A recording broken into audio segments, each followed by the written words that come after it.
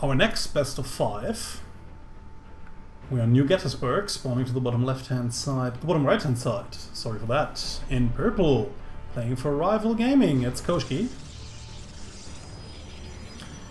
And to the bottom left-hand side, in teal, we have our Terran player, Grizzly.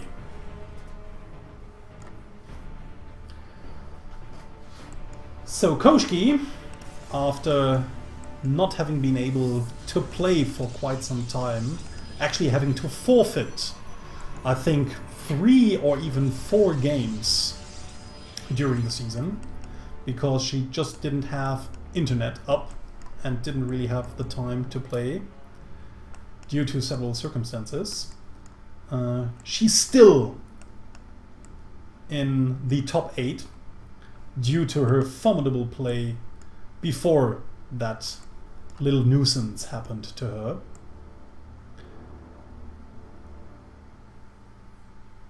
She still she's still in need of every point she can get in order to get a better ranking.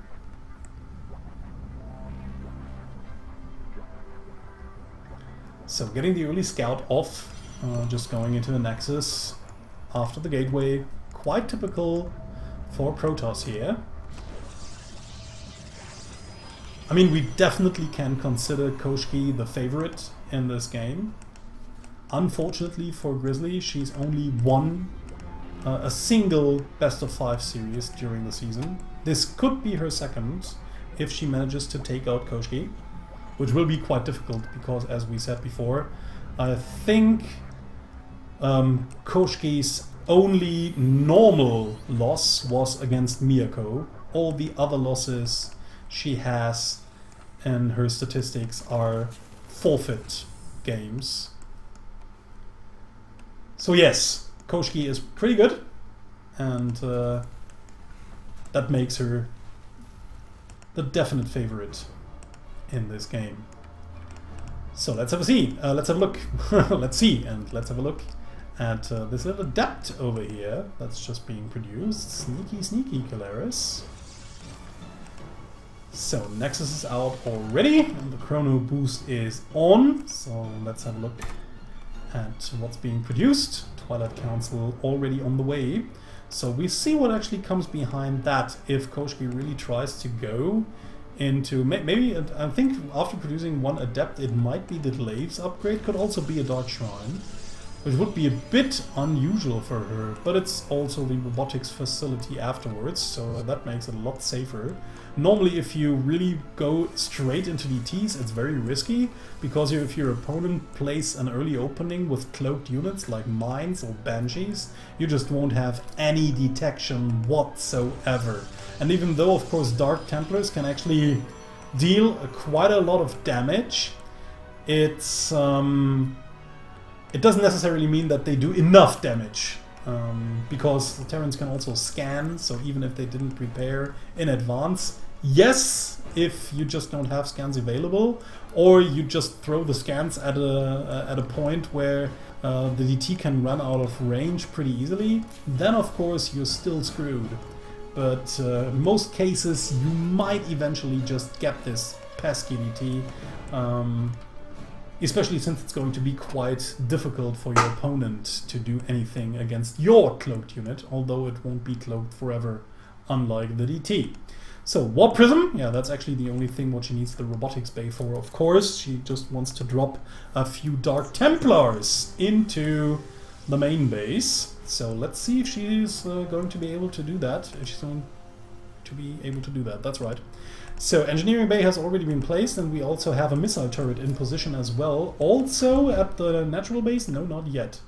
So let's see if this is going to work out. In the meantime, we actually have Grizzly just running across the map, trying to put her opponent under pressure. And this could actually work out quite well if Koshkii just warps in at the same time. And Grizzly has a few units in position, but she actually doesn't. Okay, now finally the Cyclone is out. She just moves it towards the ledge. So she might even be able to take out that Warp Prism before it can come in. It just depends on whether she's going to see it or not. Okay, there's the Dark Templar. So now she actually knows that Dark Templar Templars are in the game for certain, and that should make her that should make it a bit easier to even take that down. Okay, Warp Prism just gets focus fired. Yeah, the lock-on has been activated, and it seems as if the Cyclone just clears it out. One Dark Templar makes it into the main base, but it's only one. And at the same time, we have Grizzly just still hammering at Koshkii's front. But there are just too many pylons, and also the Immortal plus the Dark Templar, and they're just not an infinite amount of scans available. But fortunately, actually for Grizzly, a little bit here. Koshkii didn't really took her time to take down the missile turret, so there's still detection over here. But still 8 workers killed. Unfortunately, Grizzly didn't really react in time, pulling away all of these SCVs, losing 8 in the process. But at least she was able to finally clear that pesky DT over there. Still, I mean, she's now quite far behind. Protoss has now taken her third base. And the Dark Templars are still out there. I mean, even if you can't really use them for direct engagement anymore because of the missile turrets and the detection they provide, you will still have map control, and it's still difficult for a Terran to move out, because whenever you move out, you would either have to use scans in order to find the DTs and kill them, and every scan is just one mule less, and every scan you have to use while you're walking across the map towards your opponent is a scan you won't have available once you reach him. And if he then or she then warps in DTs, you might be screwed as well, unless of course you used your starport and switched it like with a factory for the tech lab and produced a Raven. But that's actually not what a lot of Terrans do. So DTs can still be very annoying, even though you know they are out, and even though you actually have the necessary means to protect yourself from them running into you. But it doesn't help you when you want to run into your opponent. So, in the meantime, we have the robotics bay in place as well, so it seems as if we might be seeing Corruptor or maybe even Colossi. At that point in the game, we could actually even see Colossi. You don't really need Corruptors, you don't really need Disruptors right now, and Disruptors actually deal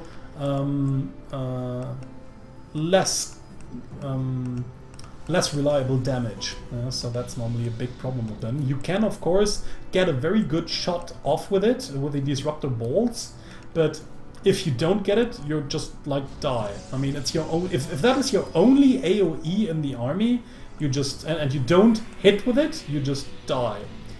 And that's why some Protoss players just rather want to have the Colossus and the extended thermal lance, because the Colossus doesn't deal as much damage as a Disruptor or a Storm anymore.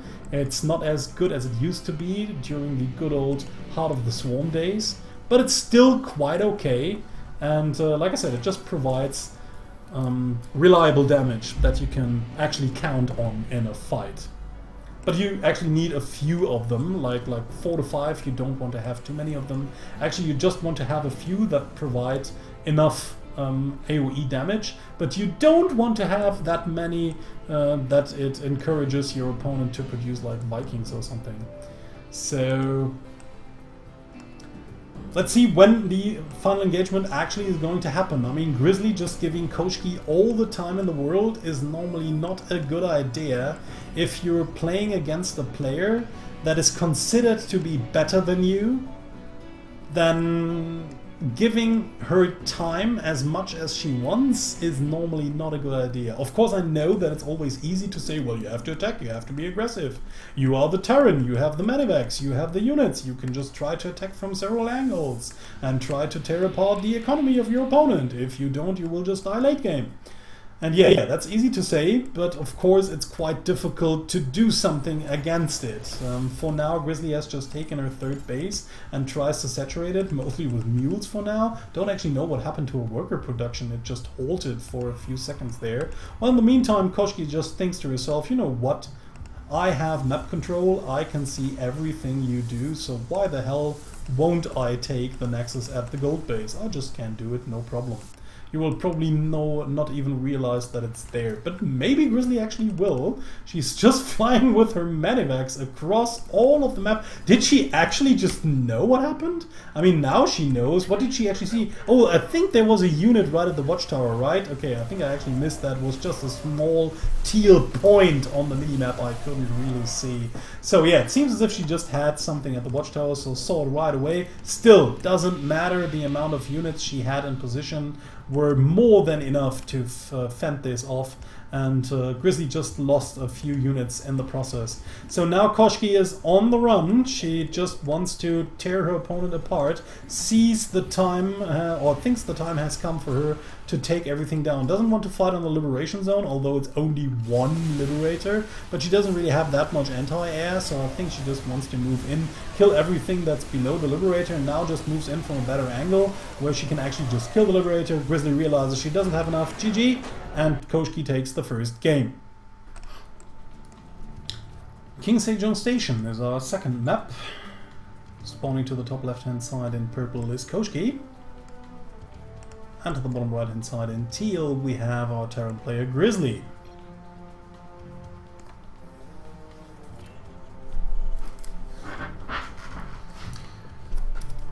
So let's see what Grizzly's plan might be.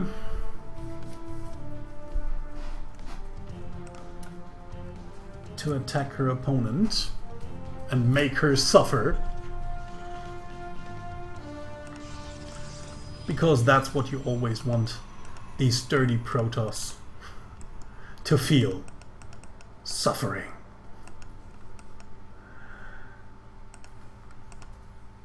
But don't know if Grizzly really has the best plan to do that. We'll see. For now, she's just starting with the standard barracks. We'll probably try to get into an expansion very early on. But maybe she also wants to apply some early pressure, especially on that map. Don't really know if she has several builds prepared to use against Koshkii, or if she just will go and try to use the same build over and over again, because that's just the one she's practiced most, and that's the one she wants to rely on. But then again, I sometimes really think that having a good cheese handy is always an option, is always something you should consider. Because sometimes you just play opponents that are a little bit better than you, and then a well-practiced cheese can just save your skin. Okay, just driving away that little probe down here. Koshkii now knows that her opponent really wants to take that base down here as well.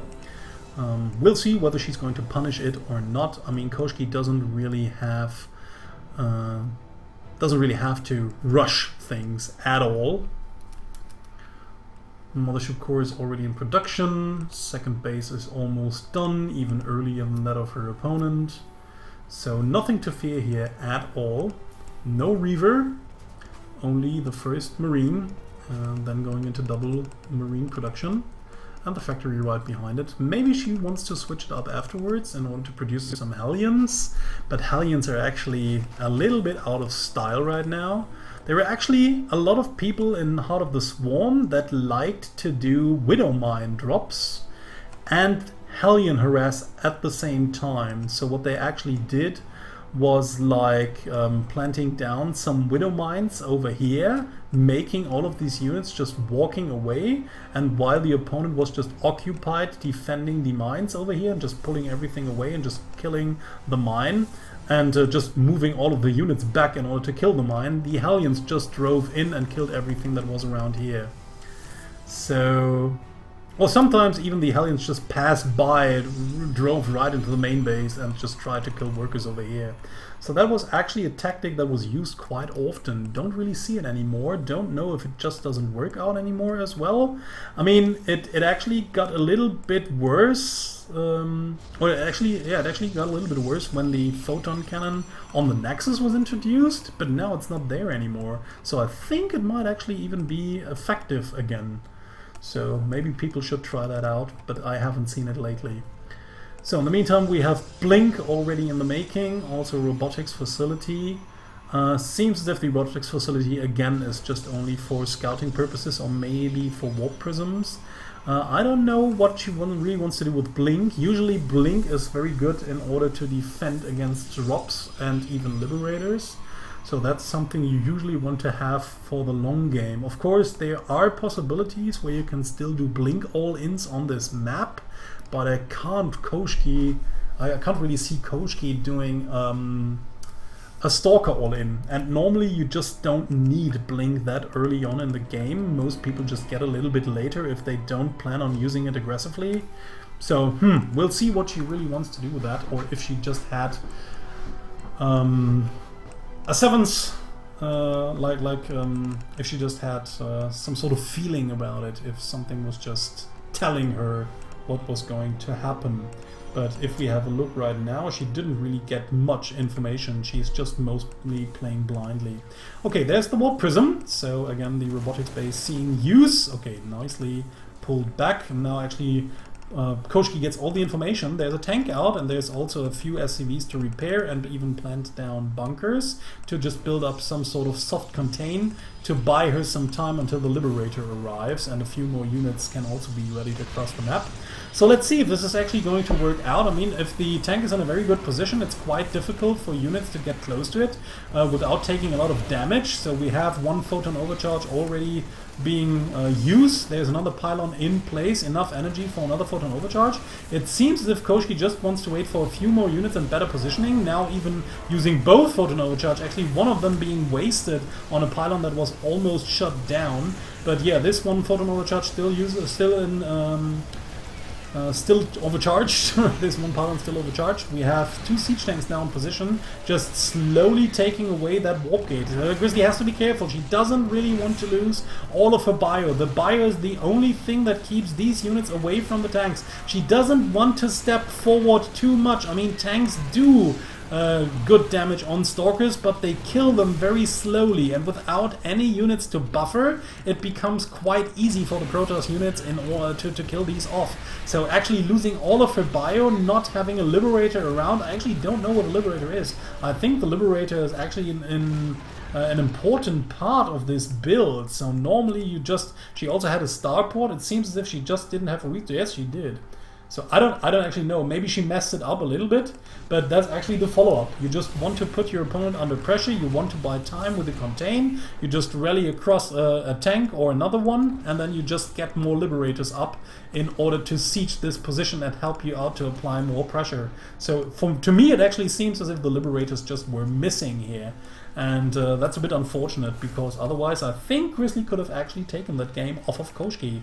But of course for now, Koshkii now still has her second base up. She could actually, if she just wanted, take a third base, and now she does.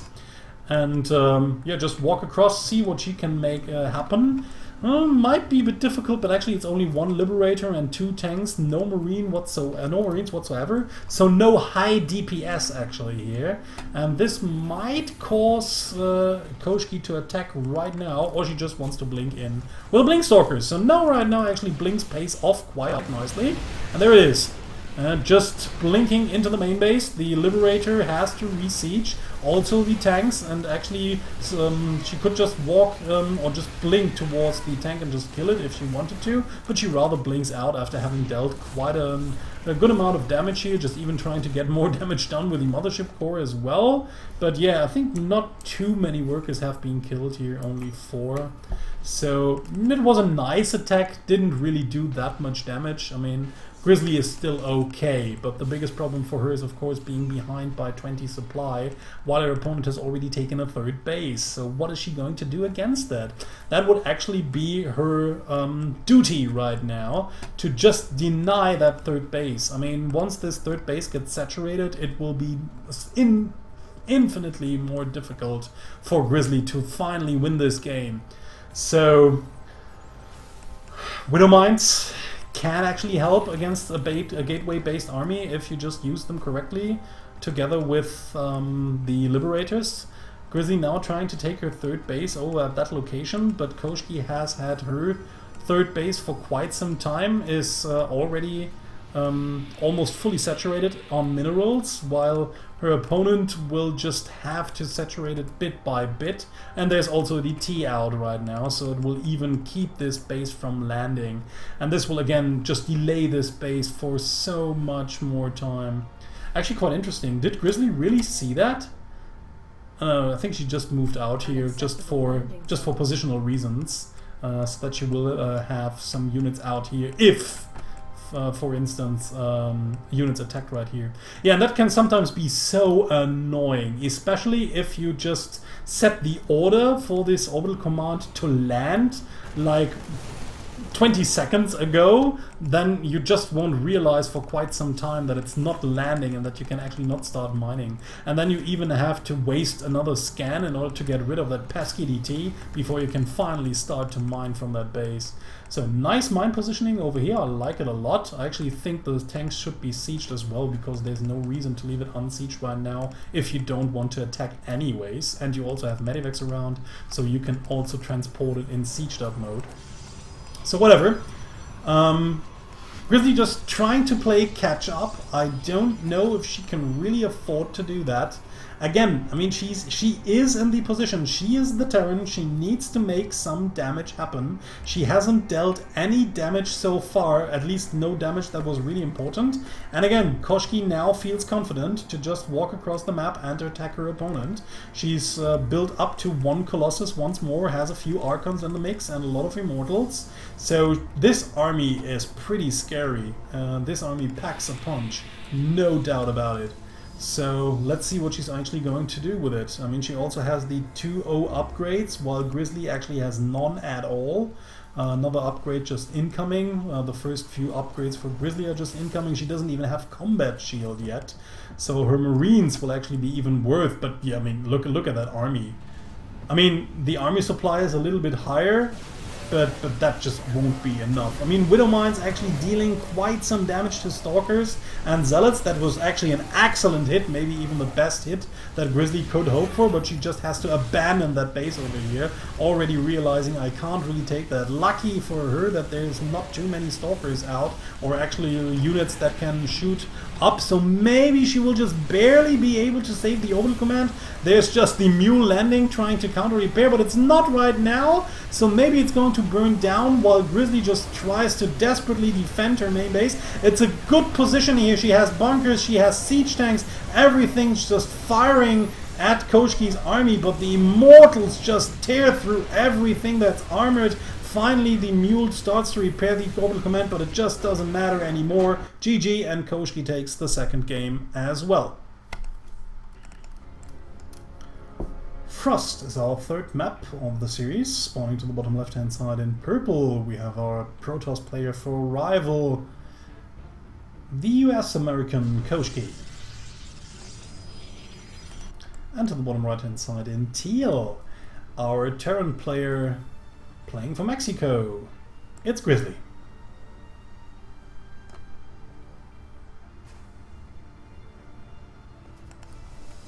Actually forgot to ask Grizzly if she was at the Copa International Tournament. I don't actually know how far from Mexico she lives, or if she actually does live right in Mexico City.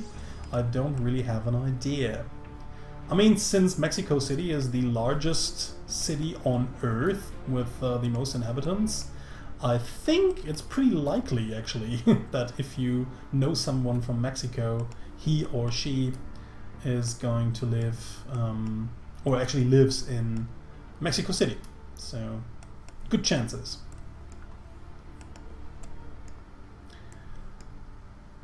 So, let's see what Grizzly is going to try this time around. The bunker rush with the tanks, and or actually it's not a rush, it's more like a bunker push with the help of some tanks and some medevacs. Oh no, some tanks actually mostly, and bio.